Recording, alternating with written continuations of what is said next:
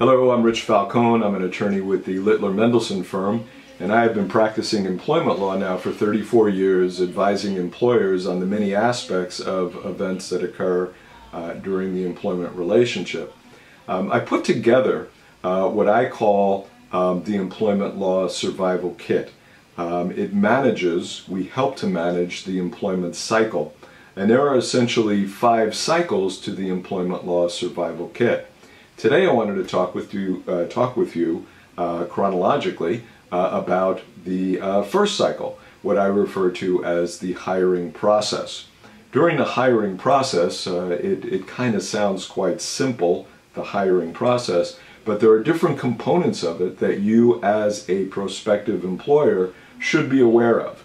For example, there are basic recruiting guidelines that you need to follow as an employer. When you advertise, assuming you advertise for a job, are you what we call EEO compliant, Equal Employment Opportunity compliant?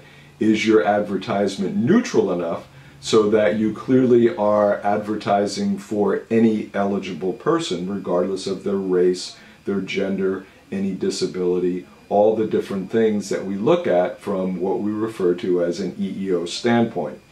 There are certain pre-employment inquiries that you can make and that you cannot make, and we cover that in the Employment Law Survival Kit, and specifically within Cycle 1. For example, you can't ask someone, are they married? You can't ask someone, have they been dishonorably discharged from the military?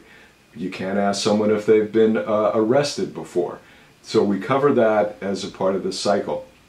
There's the employment application.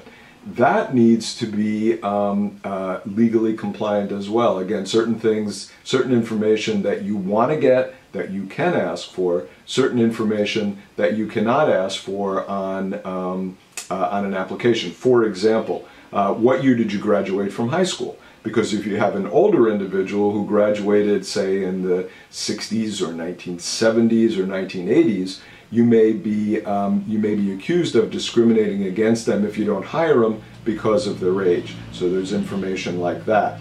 Guidelines for employment interviews, again, things you can ask, things you cannot ask. We provide a checklist for note-taking, things that you should consider when and document when interviewing applicants.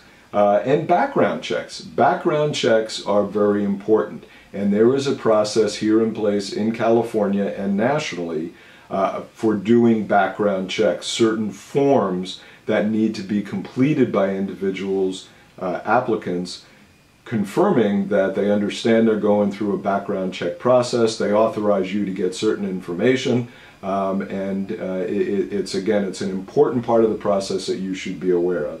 So in essence, we've just covered the basics of Cycle 1 of the employment law process, and that is a part of the Employment Law Survival Kit.